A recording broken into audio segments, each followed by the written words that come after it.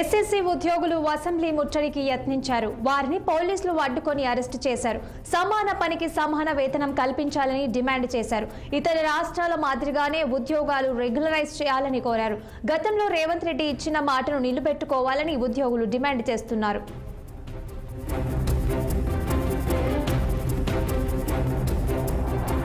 దీని మీద మరింత సమాచారం మా ప్రతినిధి శ్రీనివాస్ అందిస్తారు. శ్రీనివాస్, చెప్పండి, అప్డేట్స్ ఏంటి?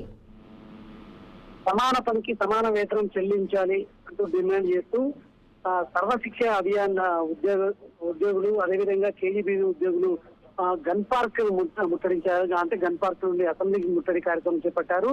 అయితే ఈ నేపథ్యంలో కూడా పోలీసులు వారిని అరెస్ట్ చేసి పోలీస్ స్టేషన్ కి తరలించారు. అంటే రాష్ట్ర వ్యాప్తంగా ఉన్నటువంటి సుమారు 22,000 మంది ఏదైతే ఎస్ఎస్సీ కావచ్చు కేజీబీవీ ఉద్యోగులు గతంలో అంటే ఇతర రాష్ట్రాల్లో కూడా వారికి సమాన పనికి సమాన వేతనం చెల్లిస్తూ కూడా ప్రభుత్వం వాళ్ళని ప్రభుత్వంలోకి తీసుకుంది, రెగ్యులరైజ్ చేసింది.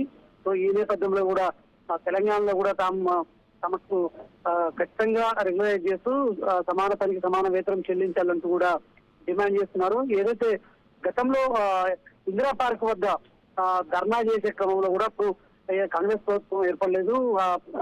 సీఎం రేవంత్ రెడ్డి పిసిసి అధ్యక్షుడిగా ఉన్న సమయంలో ఖచ్చితంగా కాంగ్రెస్ ప్రభుత్వం ఏర్పడగానే 100 రోజుల్లోనే మీ ఎస్ఎస్సీతో పాటు కేజీబీవీ ఉద్యోగస్తుల్ని రెగ్యులర్ చేస్తా, సమాన పనికి సమాన వేతనం చెల్లిస్తానంటూ కూడా హామీ ఇచ్చారని, ఈ నేపథ్యంలో కూడా ప్రభుత్వం ఏర్పడి ఇప్పటికీ 7 నెలలు దాటుతున్నా కూడా ఇప్పటి వరకు తమ గోడును పట్టించుకోవట్లేదు అంటూ కూడా వారు ఆవేదన వ్యక్తం చేస్తున్న పరిస్థితి. ఈ నేపథ్యంలో కూడా అసెంబ్లీ ముట్టడి కార్యక్రమం చేపట్టారు.